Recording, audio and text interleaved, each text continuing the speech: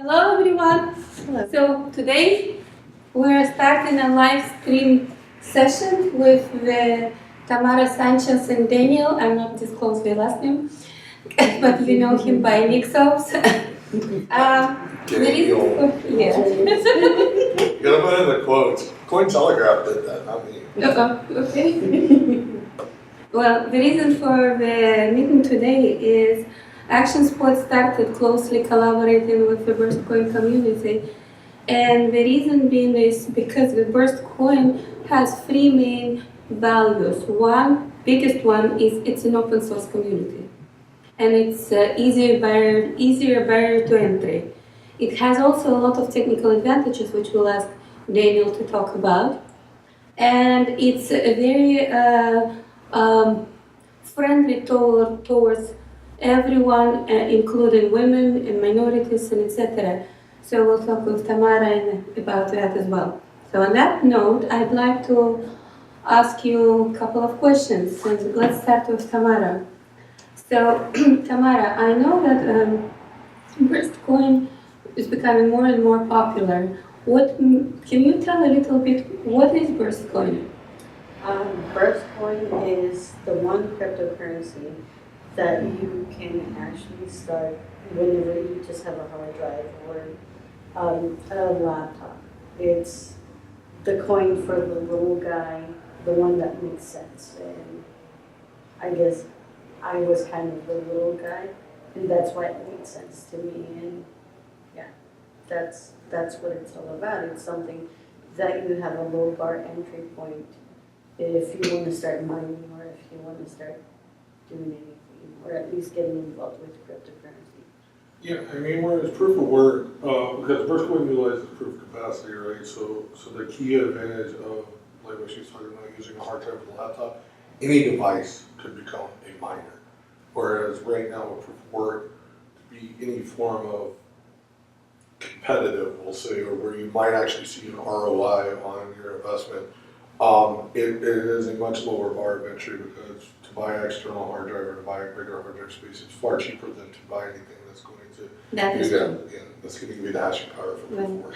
So on that note, I have a question for you, Daniel. Mm-hmm. So what made you start it and when did you start? Can you give a little bit of your amazing background? So with BurstCoin or just in crypto? No, just in crypto. When did you start and how did you start?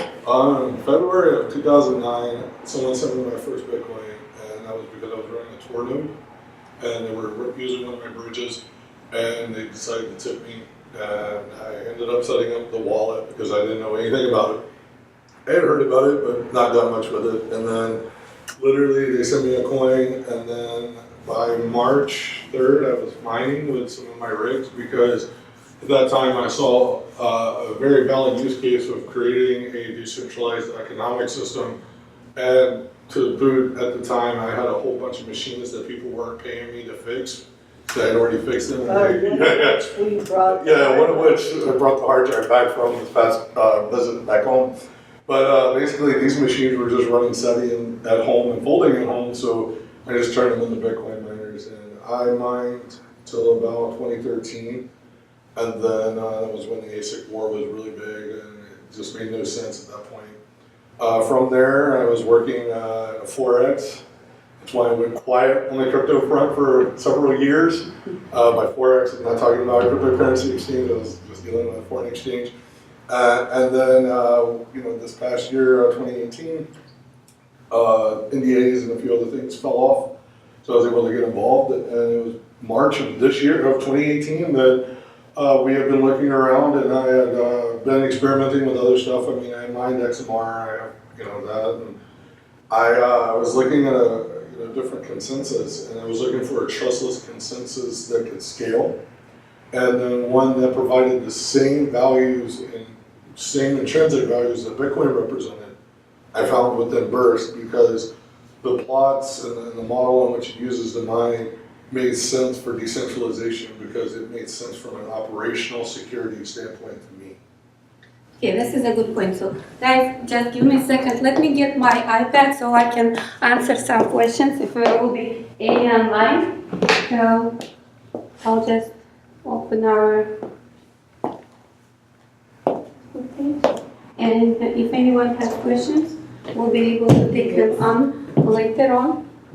But as of now, my next question to you is, when you started mining and when you were picking a BurstCoin, how did you start? If everyone says, how do you start?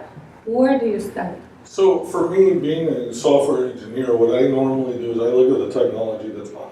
And I don't look at the buzzwords, the hype, or any of that. I look at what is there, what could be there, and I also like to look at GitHub and a few other things to look at the project and who's involved, because from there you can get a discernment of whether or not it's an actively developed project or not. Mm-hmm.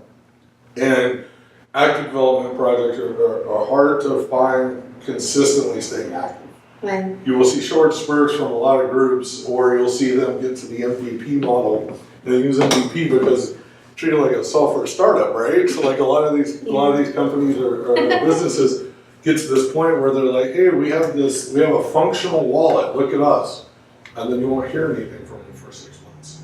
And the problem with that is that, when you start talking about decentralization, you start talking about open source communities, it thrives on the fact that other people are contributing and working together on making features and things that are required by the people who use the software.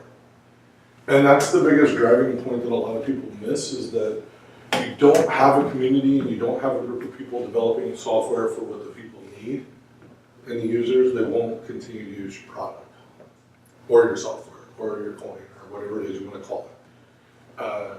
And the one thing that I wanted to say, which came up with the community, was whenever there was a little bit of chaos, where people were concerned, over chaos, and sometimes that's necessary, because if you're just happy with whatever the hell's going on, then there's something wrong, right? I want to add to that. So basically, I've often been quoted as saying, there should be no kumbaya in cryptocurrency, and there shouldn't. No, there shouldn't, because at any point in time, it should almost be on the verge of civil war, because from there you have people who are actively caring about what is being done, what is being deployed, what is being used.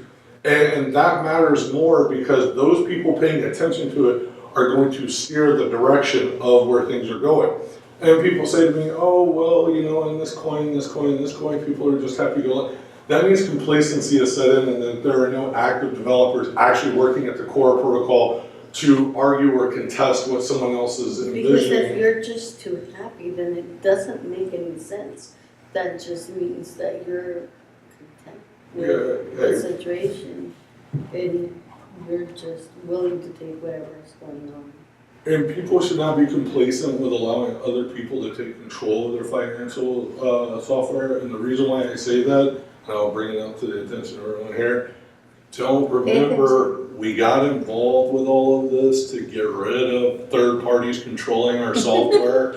So it's important to not just trust, but to verify. But it's also important for you to be able to speak with some sense and understanding on issues. If you contest the viewpoint or contest an implementation, you need to be able to argue that point so that it makes a logical sense for other people, because otherwise, all they see it as is that you just don't like it. And that's fine too, but if you can vocalize why you don't like it and why other people should be concerned about it, or if you're in the case of like me recently, I got put in between a rock and a hard spot, vocalizing the concerns of businesses and others in regards to a situation. What you have to be careful of is that when you explain these things, some people who aren't involved in certain aspects of what's going on in software may or may not be aware of the byproduct of what's occurring. And I bring this up because, business A may be using a piece of software. Business A sees a proposal or changes coming. Business A has concerns because now what they're attempting to do could become compromised, or could be, lame duck kind of thing. Because when they launch, by the time they launch, now all of a sudden they have to worry about new issues that weren't going to be introduced at the time. That makes sense. So now going back, and I will ask also questions about ICOs and other complacency questions and what's happening right now with industry and this craziness in 2016 and 17, but let's go back to basics. Okay. So you started with crypto, and then now there is this big push, or people are using very freely the word blockchain. Yeah, so that word is used everywhere without a full understanding what that means. So let's talk about that a little bit. So what a blockchain? What is blockchain? So a blockchain is a ledger that's kept distributed amongst individuals, and it is proofed by a method in which they've all consented to do as a proofing model. What I mean by that, proof of stake, proof of work, proof of capacity, proof of whatever. What was the new proof we found? Proof of life? No. That's Proof of service, proof of No, life. it was proof of something thought. What was Oh it? yeah. Oh, we made up that way. The No. proof- There was one we saw last night. Oh yeah. Yes, proof of thinking process or. Yeah, proof of thought process or something. It was basically a reward system if you answered questions using a scientific method, and that was their incentivization model. It was so weird. Like, So what is scientific method? if we're going to go into that, you're talking about the hypotheses and the evaluation and the testing and going through that. Basically, that's what they were asking. And But I mean, short answer. but I guess if you do have the answer to whatever equation and you're going to. Well, no, they were just asking basically for the proving of how you got to it, and that makes sense. But like those styles of proofs that require external interaction fail for a couple of reasons. One, because it's hard to keep humans honest. Yes.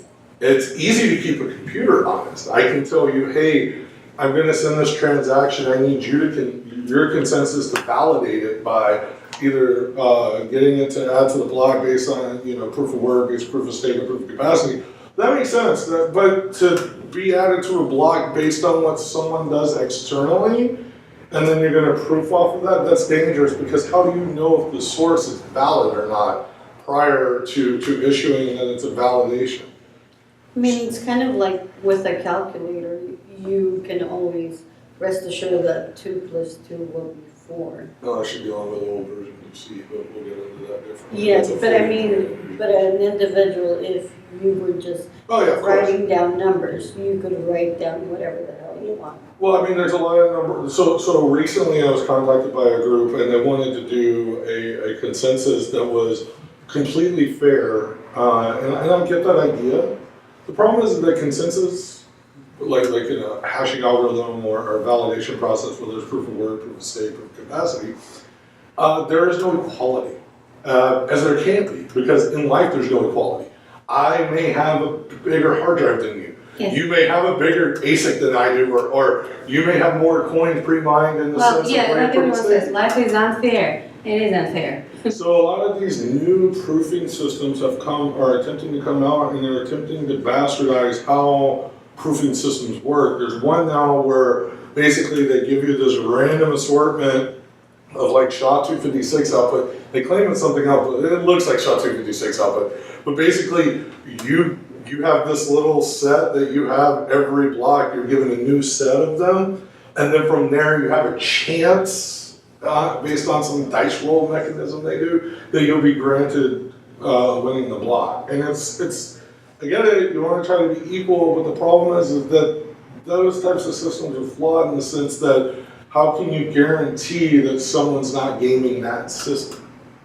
See, in proof How of do you work, guarantee that someone's not rolling the dice a certain way? correct. So like in proof of work, proof of capacity, proof of stake, I can't say this because you can game that system. But proof of work and proof of capacity, you have to actually have resources. Right. And so there's a guarantee there that someone had the resources. So you have a buy-in in that. Yeah, whereas proof of stake, you have a buy-in, but the dangerous part about that is that buy-in can basically only reaffirms whoever has the most money at the beginning will always have the most money at the end. Whereas proof of capacity and proof of work on a true chance system where you can literally say, hey, I'm going to solo mine without a pool. One day, last year, somebody won on a Raspberry Pi and a Bitcoin, and it happens, and it's rare, but when it happens, Someone gets the block, gets the answer, voila, now they got the block rewards. Okay, that's great. Whereas a proof of stake, I have to stake out the coins, and whoever has the biggest stake amount gets the percentage of the block reward. That's not really quite the same model, because that guarantees that whoever has the biggest wallet always has the biggest wallet. It's like playing big bank, little bank as children, right? Who's got the most money in their wallet always does, right? That's kind of how the banking system kind of works on that. Whereas proof of work and consensus model or proof of capacity, if I'm solo mining, there's a chance I can win the block, and I don't have to share with anyone. And there's value there.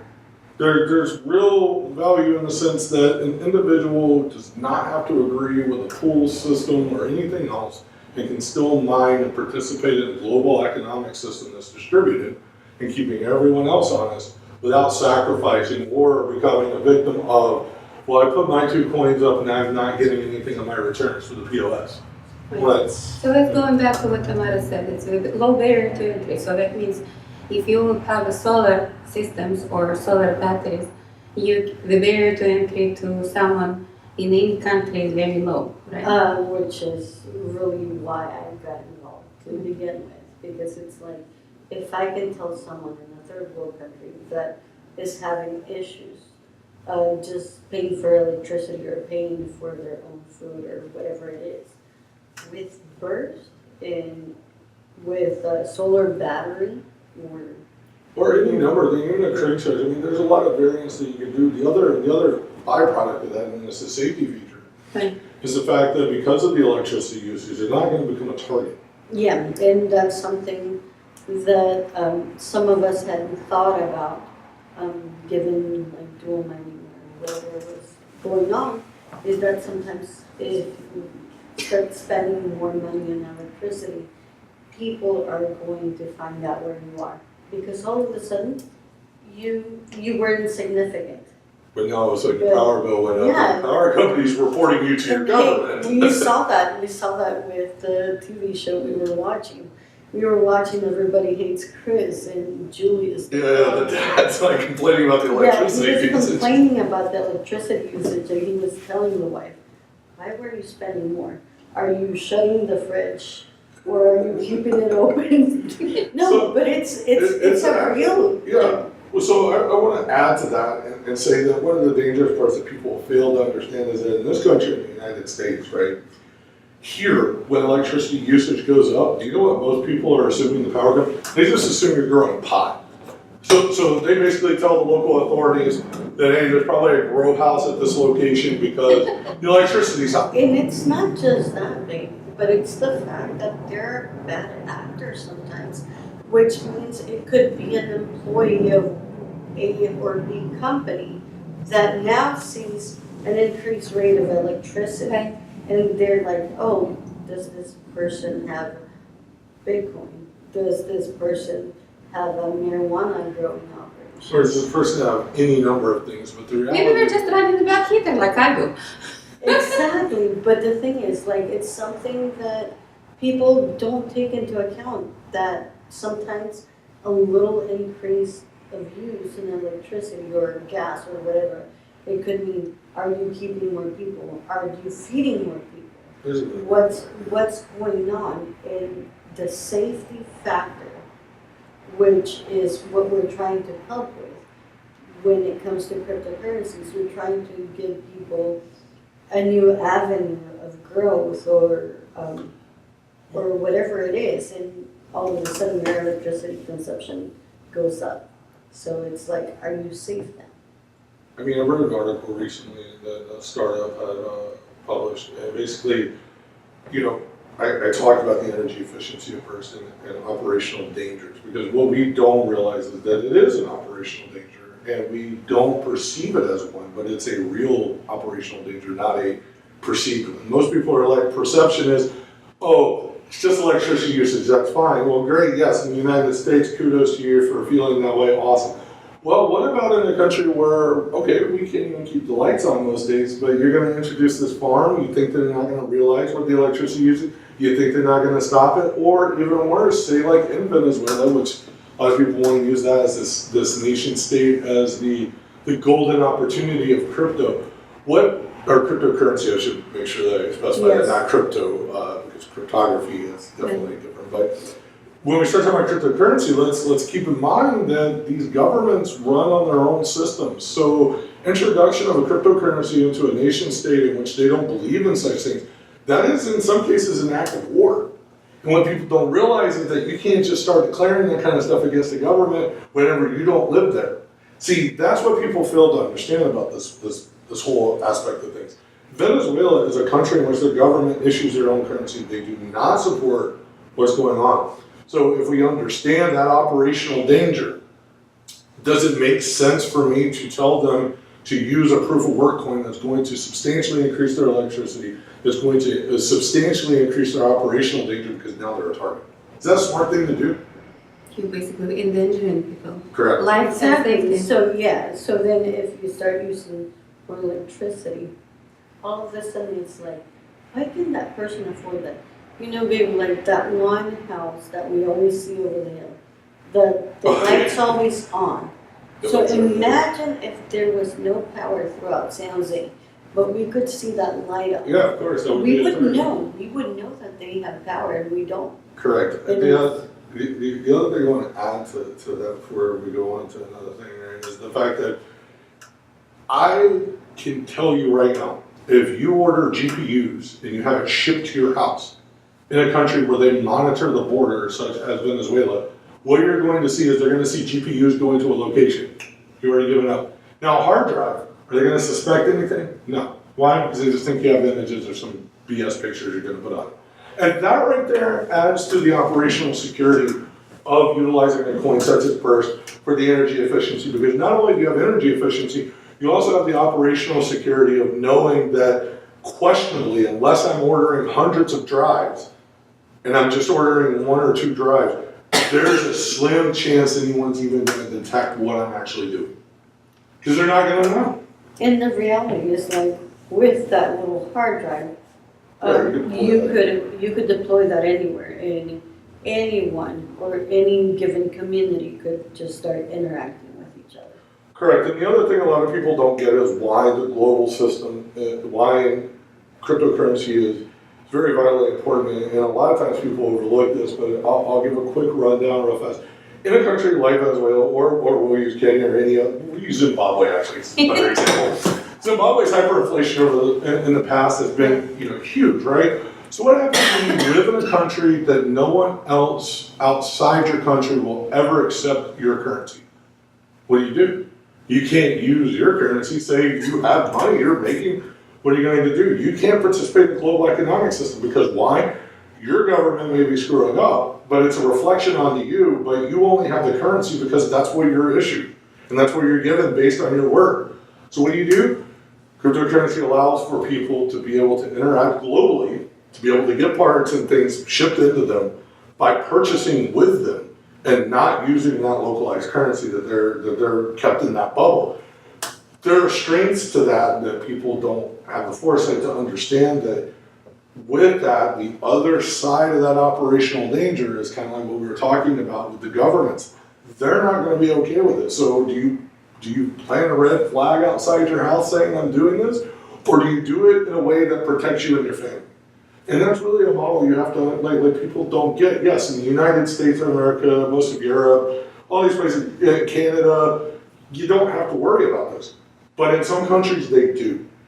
And that's where, she's often talked about it, like, her experience when she was growing up into the Civil War of El Salvador and stuff.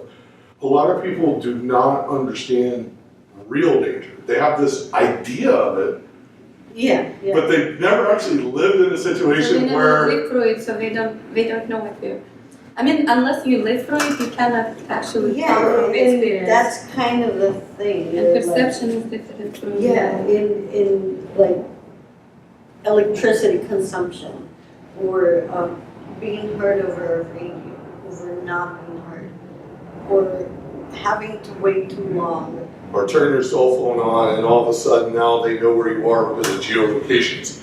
And various, cell phone manufacturers who are, and ISP providers and cellular providers who are dishonest and will give that information to these governments. I bring that up because literally prior to the explosion of BTC and everything like that, and I always say Bitcoin's biggest marketing campaign was the Silk Road.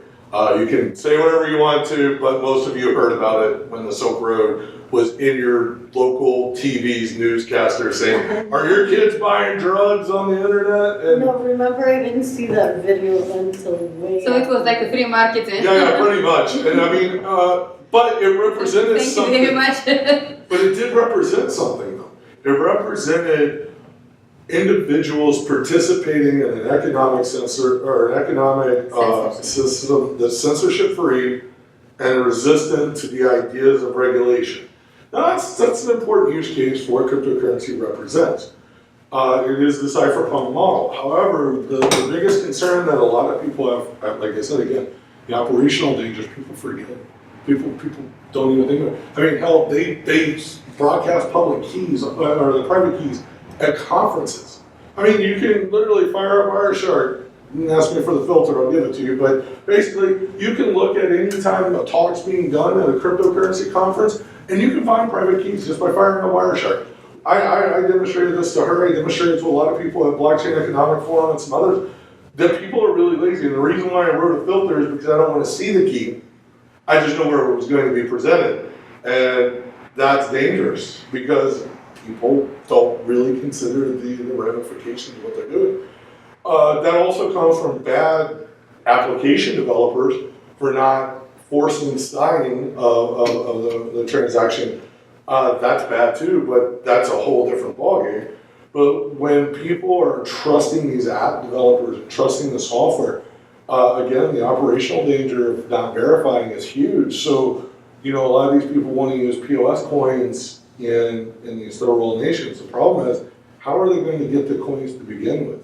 Because distribution matters, right? So if I'm saying, hey, I'm going to do this airdrop, great, you're going to do an airdrop. But how are the people missing out on your airdrop? Which, by the way, anybody listening that wants to get mad at me, you can get mad at me in about 30 seconds. Me too. Yeah. Anytime that these airdrops are going on, they're saying, hey, you miss out on this airdrop, you're not getting anything, but we need to KYC you. Oh, yeah. Yeah. So the dangerous part is there. So anytime you have to KYC using a cryptocurrency, that means it's not a cryptocurrency. And by the way, KYC is know your customer. And that means that if you need to enter into an exchange, you need to let them know your mother's maiden name, the last four of your social, all these the things. street you were born in, along with a picture going like that. Like, it's just everything and anything. And they even ask you for more information Than the bank would to get a loan for a house. Not just anything. Yeah, actually, so, and I did some research, and actually the other night when we were doing a talk, someone brought up the fact that they had to provide a lot of information to a certain unnamed exchange. Oh, yeah. I'm not going to bring up the names because I'm not throwing FUD here. But the reality is that at the point in which an exchange requires more information than the bank, then a coin that you're using also requires that same amount of information. And you're trusting a third party. Why go through the hassle when you could just keep using the bank? That's true. From a pragmatic approach. So that's a very good segue, thank you. So on the segue of that is, right now the government is putting, especially US government, and you know that companies are registering in the different legal entities, Gibraltar and Virgin Islands and everywhere the IC was. So SEC started putting up publications for the last 2 years. Now there is the whole trend on approval committees and etc. So what's your view on making it a business of the government and the government getting involved? Because original idea, it was decentralized and bypassed, like you said, the Big Brother. Now the Big Brother is right in the middle of it. And it controls the transactions. You have to register your ICOs, you have to register your tokens, and you have to pay taxes. So what's your view on the SEC? I view that the SEC had already given guidelines, which, by the way, anyone that's an ICO is going to throw some shade at me, go ahead. You gave this way before him. You told people you've always been a huge proponent of you have to meet them at the door. Correct, because the SEC and the Treasury and the United States federal government, as well as many other governments, already have a guideline on how you pay taxes on transactions on a state, local, and federal level.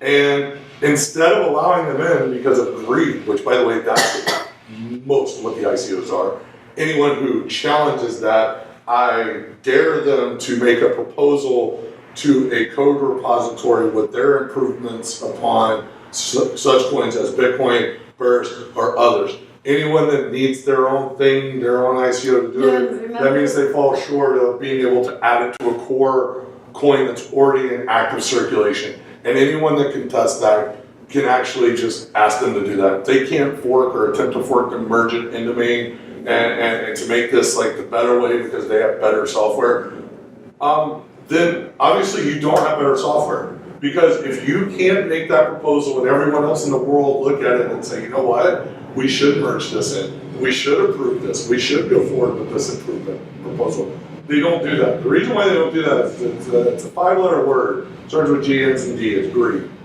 And it's dangerous, but that fuels a lot of the ICOs.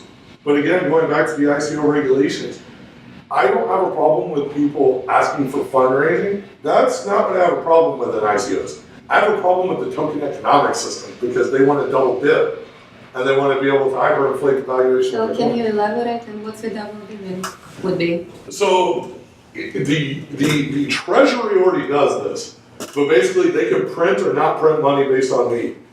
Anytime a third party, i.e. a bank or someone else, can just do the same, you essentially defeated the value in which there was intrinsically applied to whatever asset you had. Because you can inflate or deflate based on it. That's not how economics works. Right. No one controls the switch. It's supposed to be the individuals that control the switch. See, the US dollar only works because I circulate it.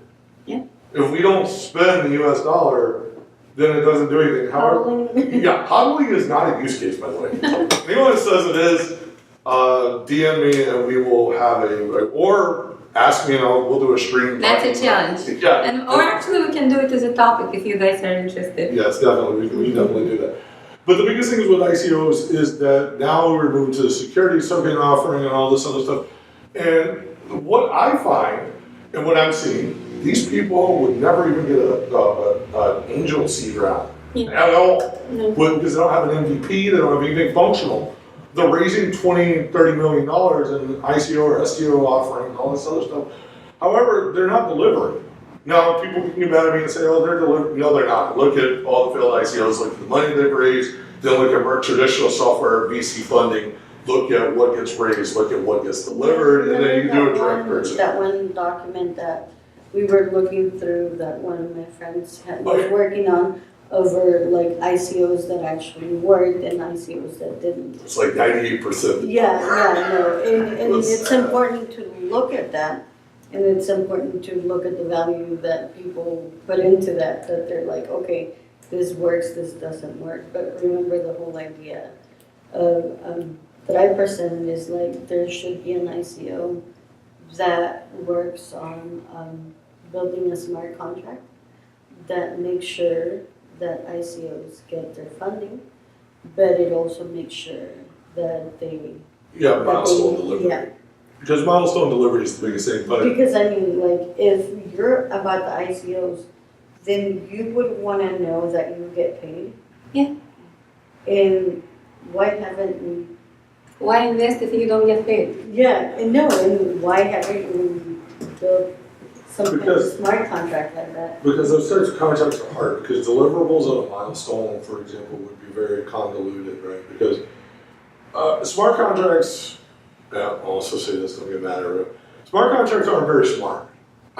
You can make them do a lot of conditionals, but at the end of the day, it literally just looks for an event to do another thing. That's it. So the problem is so like what she's saying is a great idea. The issue is how do you measure a milestone with a contract that's supposed to be deterministic? However, it can't be deterministic if it doesn't know the changes that are coming forward. because you would have to basically develop it on your test net, bring it into mainnet prior to launching, and you would have to have these like controls that would tell the register that this is happening or this isn't happening. And that, I mean, it can be done, just somebody would have to spend a lot of time doing it. Now, I also want to point out that the ICO model of fundraising is great in the sense of decentralized fundraising. Like that, I have no issue. And you're like, if you have a working product. Yeah, if you have a working MVP, I will look at your product. Hey, can ActionSpot do the fundraiser for ICO? You probably could. I don't know the legalities of the ICO world except for, well, I say that, but products here, though. Yeah. yeah. Okay, that's a discussion for another time. Yes. I look at ICOs as a blessing and a curse. And the reason why I say that is because they're a blessing in the sense that it introduced a way of decentralized fundraising, which was huge because now you don't need to be an accredited investor to buy in. Yes. It's bad because most people have no idea what you're actually doing. All they understand that is that you got $1 million from someone to do a bunch of marketing and they heard about your coin. That's all they know. They know nothing else about the technology or the underpinning or what you represent. All they know is the fact that they saw your stuff on Twitter, Reddit, or some ad service somewhere. That's all they really know. So it's basically paid marketing. This happened in the 2000s with the .com boom. A lot of companies literally focused on brand awareness but did not deliver. That's where companies like Amazon, who focused on delivery, withstood and continued to focus on delivery of what they were trying to propose to the end user. And if you can stay that course, then you're good. You know, like that's what it's all about, right? Yeah, exactly. So, Tamara, sorry, I have a question for you. And the question is actually, I know you're actively involved in women in Bitcoin and blockchain and crypto communities. So can you talk a little bit about it? Because I know you're promoting the BurstCoin there and very actively, and you are amazing at what you do.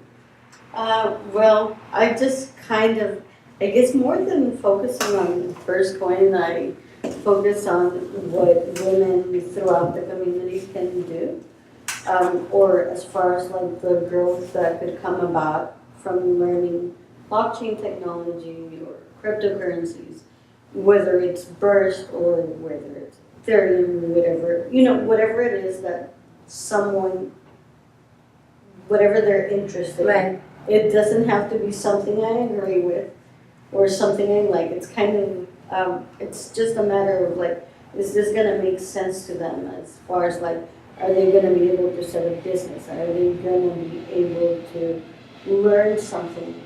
And to me, that matters a whole lot more. And I feel that it's something that cryptocurrency is bringing for women, minorities, because it's such a new field that. So you can, what basically you're saying, so the equality in that market is, the probability of equality in that market is much higher than the probability in traditional industries. Yes, and as a woman or as someone that's just starting off, that you're like, okay, this is something I want to do. You can start off, and everyone's shown you that nobody's going to have like super expertise over you. You can grow with them, and you can become an expert, and you can teach others. And I feel that that's what's so powerful about getting involved in it right now. Whether it's Burst, I do believe Burst because of the low starting point. Because I know that I can walk into whatever store, whether it's Fry's over here, Best Buy, whatever it is, I can Walmart, Target, and get a hard drive, or I already have a computer at home, or in third world countries, most people own Androids, so you can start mining as it is, and it's something that you could be like, okay, I'm gonna have my own store, kind of like Etsy or whatever it is that you want to do, whether it's makeup, whether it's a startup incubator, like ActionSpot that has offices For rent, by the way. Thank Well, you. nice shameless plug there. Anyways, no, but it's like you could do so much. You could do so much through cryptocurrencies and the empowerment of other people, like classes, like whatever it is.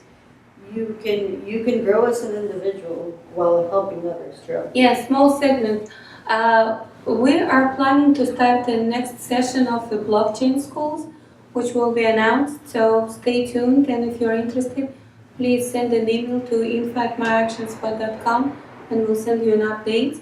And Daniel and Tamara will be teaching the basics and all the way to the advanced, and we'll also be showing how to build the miners at the crypto community. So, okay, going back to the questions, and that's where you resonated with me when you were saying, because I do believe that crypto has a place in this market and in financial industries. And when people are asking me, I'm saying that in the beginning of time we were doing the bartering. When we start using gold as equivalent of the exchange, transactional exchanges, then we started printing money. Now we turned it into plastic. Digital currency is just another evolution in the financial sector. So that's a great point. I want to add something to that. So the people who may not fully understand how that is a parallel to financial system. So in a bank, you have a ledger. Those ledgers usually have to facilitate a transaction and process those transactions, right? Okay. So in the world of cryptocurrency, that ledger is the blockchain, and the processing of the transaction are the miners, and the facilitators or holders of the ledgers are the nodes. Now, the banks do this too. This is the same system that they have.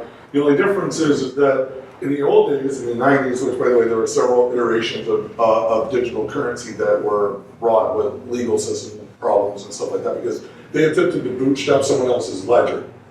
Cryptocurrency and the incantation that we see today, i.e. Bitcoin and Burst and others, hold their own ledger, which is unique because now these systems literally imitate this, but now at a different scale. Because now, say for example, I use Wells Fargo or Bank of America or Insert Comerica or whatever bank, yeah, because you want to leave me alone. Yeah, but what happens is these banks don't share their ledger outside of their bank. Right, it's only internal to the bank. So that's a problem because there's a trust issue.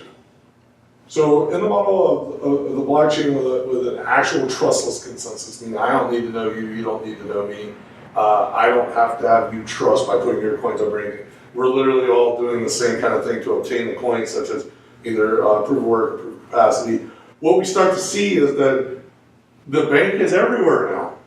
And that's where the power is. The power is that I don't need to go to the ATM. The power is that I can handle this through managing my own bank and my own accounts. The way that I explained it to my dad, it was kind of like he was complaining over like how banking systems and how it all works with government and whatever.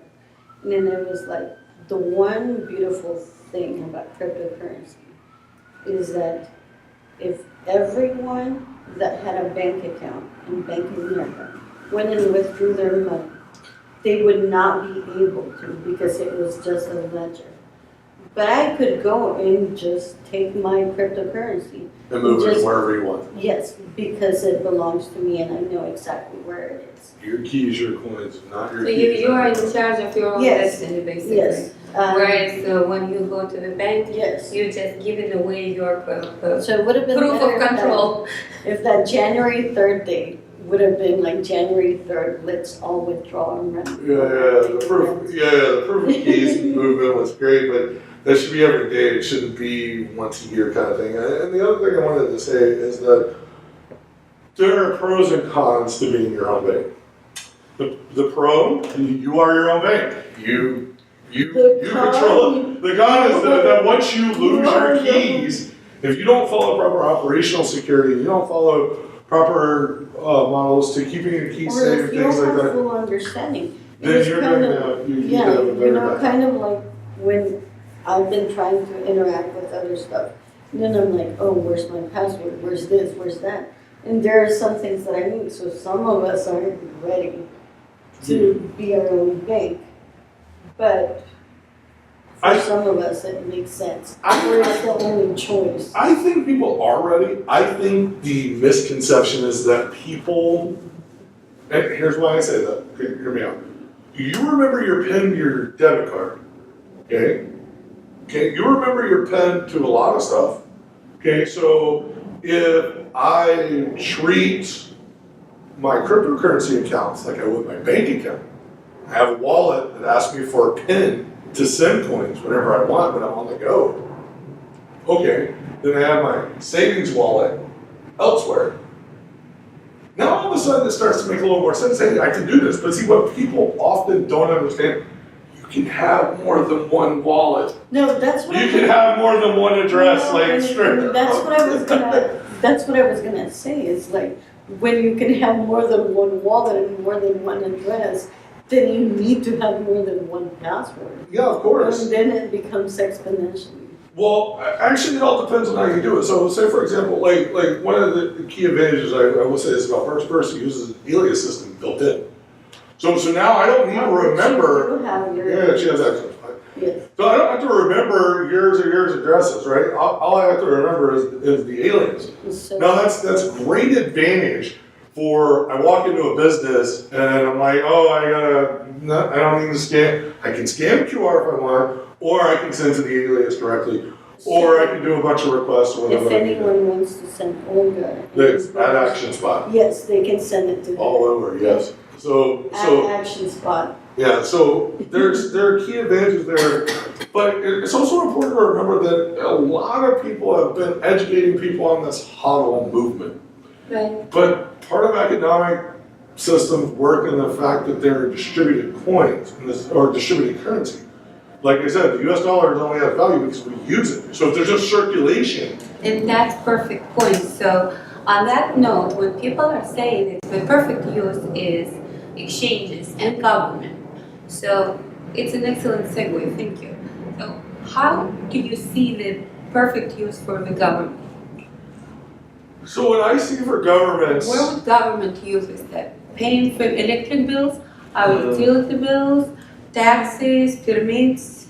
I believe, as far as government, they should be able to accept this as additional forms of payment because now individuals can start mining it. So now if maybe you didn't make enough cash, but you can pay for a portion of your utility bill, whatever it is, through whatever you mine. So then it's just like an additional account or an additional form of payment in which people wouldn't have that. So what I would do, which is why I've gone to some of the city meetings, is because sometimes there are certain places that lack funding. So I would just take this as an extra form of payment so that you tell people, okay, this is okay to use this as a form of payment. You can pay for your water this way, you can pay for your electricity, or, Like whatever. right now, what's happening with the government shutdown, right? Having people mining and paying in their basic because bills. they don't need to process the transactions at that Exactly. point, they're automatically processed So because the validation's done on the chain. Exactly, so with 150,000 people which are at the verge of being, Which, by the way, 80, I think the running count right now is 80 SSL certs have expired because nobody's working right now and they renew on the new year. right. So they're not able to pay for the SSL, so you have to be very careful about that. But I want to add something But that to would the be the government. perfect application for it, right? Yeah, because you don't need to process it, you don't need to pay.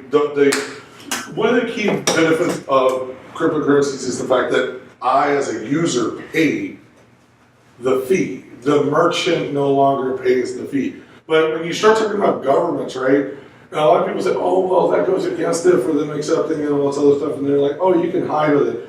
First of all, you can't really hide using cryptocurrency. No. Now, you can attempt to, but for people who understand how you obtain them, how you use them, what you're doing, there's a clear paper trail. No, Like a very clear paper and that's trail. kind of the funny thing about like the new kind of scam that's going on now with cryptocurrency, or like pay me this much. Oh, yeah. Otherwise I'm gonna let like whether it's like porn or whatever it is. I have video of you looking I have- at porn, yes. and you're like, okay, that's great. I've never looked at it on that laptop, but and that email account's and that's the associated with it. thing. So And then they say, send me this much in Bitcoin.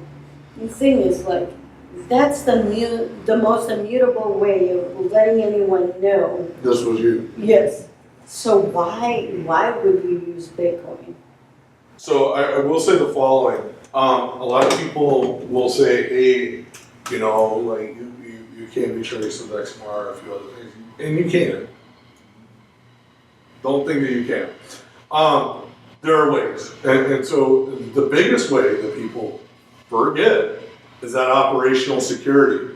So I walk into the store and I'm like, I'm gonna go buy this thing. Well, most businesses have these things called cameras. Right. So that blockchain stuff, right? It's got that thing called a timestamp, and that merchant's gonna have to claim that you sent them coins or that you bought with those coins because they have to be audited, and then they're gonna have to maintain their paperwork because, contrary to popular belief, we still have legal requirements to operate a business. So because of that, right? Like there is a clear indicator that it was you that walked in and you bought it. So there So will then- be above the board, no black market transactions, and not all will be taxable. Yeah, but even if you attempt to hide it, the reality is that the only person you're really putting at risk is the business. So you have to consider that as an operational danger. Now, amongst individuals, if you want to use mix-ins, that kind of stuff, that's between you. Who cares? I'm not here to judge you on that. But when you walk into a business like here, and I want to pay for the month or whatever, or I want to pay for an office, I want to use cryptocurrency, I have to do that, and you have to accept it knowing that it's coming, but you have to wait for the confirmation. You're going to know who this person was. Right. You have cameras that are going to show who this person was. So a lot of times people want this like super clandestine stuff, but then they'll order using cryptocurrency online and ship it to their damn home address. So I mean, realistically, the idea of operational security is kind of a joke in the way that some people try to do this stuff. But a real intelligent way of that is using multiple accounts for multiple things. Hi, I'm gonna go and I use this account to pay for my monthly thing. Or Here. that's why you use exchanges. Yeah, use the exchanges against themselves because you can do that. Sorry. Yeah, no, because you can always mine, send whatever to the exchange and have a different wallet to make whatever payments. Yeah, just don't use an exchange that KYCs when you do that. Yeah, don't do pictures of yourself with pictures of yourself holding an ID Or in front of your home address while holding your ID at a certain time of day to verify that it is you withdrawing your coins that you have submitted to an exchange. That literally happened to someone. And they walked me through what they went with these people. And that's ridiculous because No, and even when we were at the other class, it was like, they were talking about that, and it's a big exchange. And to have those requirements at such a large exchange is slightly alarming because it's something that I hadn't thought about when we were doing the class. It's like, if Bank of America has been hacked with all of their cards, imagine having your cryptocurrency in an exchange that hasn't been tested. or hold on. It's not possible. Or hold on. What about the following? Keep in mind, exchanges keep their own ledgers. They're just in wallets. What's to stop an attacker from changing their ledger and then withdrawing in their favor? That's a form of attack that we're not talking about. We're not even talking about a big one. We may We're not talking even about know about it. because it could be a minute amount Yes, because some over time. And that's an and if elegant you're attack. not looking at your wallet because you're hodling. I'm hodling on an exchange. But I You know, hadn't thought about in it. all reality, think about the following, okay? These companies are not required to tell you anything, okay? Just like the banks aren't required to tell you when there's been a data breach. Matter of fact, most of the time when you get notified, it's 3 to 5 months later, 6 months sometimes. So these exchanges that get hacked, most of the ones that you hear about are because the attackers publicize that they've attacked and they've Right. succeeded. Kind What of happens? like, that cryptocurrency that was with one.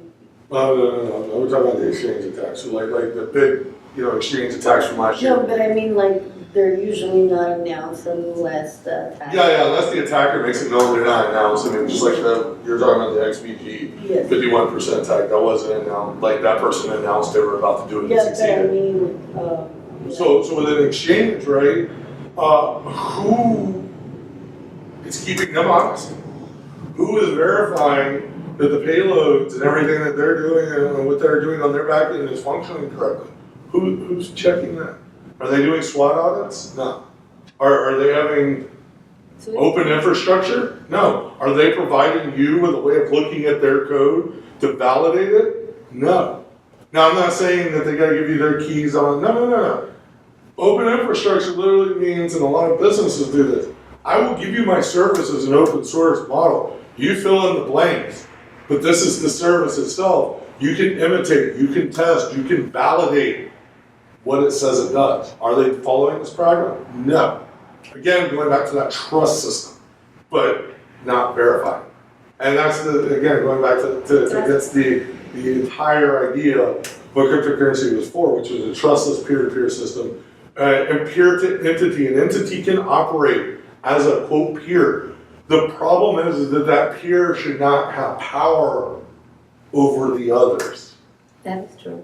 That's where it gets dangerous, because that's where we're at now in the old system. Okay, so we have 5 minutes. Let's start wrapping up our conversation. What do you have to say as a final thoughts on this? final thoughts, I'm just excited over this year and what we're going to be able to do.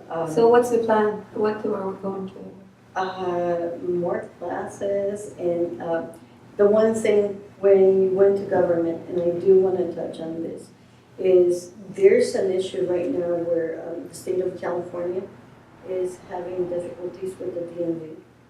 And I do believe that with Cloud Burst, we could change the title system for vehicles. Really? Yes, because that's something, in the state of Washington, you could use. GPG is a form of notary. Bingo. Yes, so if you could just upload the title of the vehicle, now, Now you have two parties verify it by signing the title digitally, then you could have a notary also facilitate the transaction as a and third then party. it just sends out the sticker, whatever it is that you need, and it's done. So it's something that, Yeah, I mean, you'll So have to what else is in 2019? What else is- access, more, Okay, the tricky question. What do you think the first price will be at the end of 2019? If you have a crystal ball. I don't speculate on price. Oh, come on. I've never speculated on price. No, because you price know, is hard to deal the with. thing is, like, I don't wanna look at the price of Burst. I wanna be more like, how many businesses will be taking Burst for food? So that's a challenge. Yes, Yes, that's. Okay, so let's do Yes. the challenge. How many businesses, in an ideal world, how many businesses do you want to have to be able to start using Burst by the end of 2019? 20? 20? Yes. So that's the goal. For Yes. local, 20 local. Local, right. Yeah. International, that's a totally different Oh, ballgame. God, That's no, payment don't channels. scare me like that. So- I'm like 20.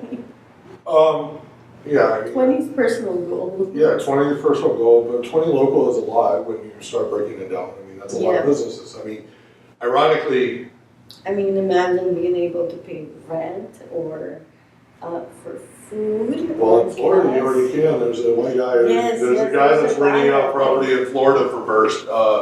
You don't have to Yes. check in the BGM, but that Discord, there's a guy there, he's accepting Burst for rent. Well, go on and finish with what you were gonna say about 2019 so that I can add that. No, that's pretty much it. I mean, just about classes and growing more with Action Spot and and hopefully having a little conference over here. Oh, that would be wonderful. Yes. Let's do it. Yes, and for anyone that wants to present any of their products over here, it doesn't have to be just Burst related, it could be anything. If you have a great idea or whatever it is, to reach out to us with Olga so that you can present. Daniel, what do you have to say? So for 2019, my goal and other people's goals are to strengthen the BRS software and make improvements that the users need. Do some cleanup, new iterations, launch some new software. I mean, we just launched a new testnet.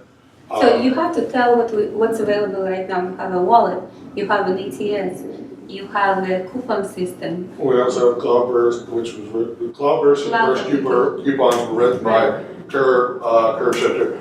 And those two products are his apps or, basically Right. apps. And those are very useful for a lot of businesses. He also has a library for using the programmatic approach, which is hugely beneficial. We have an Android app that was written by the POCC.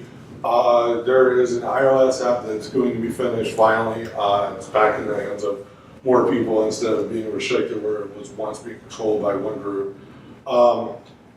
We opened up everything because it was become a thing. But the iOS app was, mainly, it was mainly me and some other guys working on something, and then it ended up being real life took over. So it sucks, but that's also one of the benefits of open source is that people get to contribute. So now that everything gets brought back up, this year the biggest goal is making sure that iOS goes live. We have a point of sale system that's going to go live, and a few other things that are getting ready to go live. And it's you have exciting. more things up your sleeve. Yeah, there's a few other, she does. Yeah, that's what I'm saying. Well, we also have a few cards up our sleeves, but Exactly. So on that note, we will wrap up today's conversation, and we will have a session number 2. Okay. Sounds good. So, and in that session we'll unveil more. Yes. So thank you very much.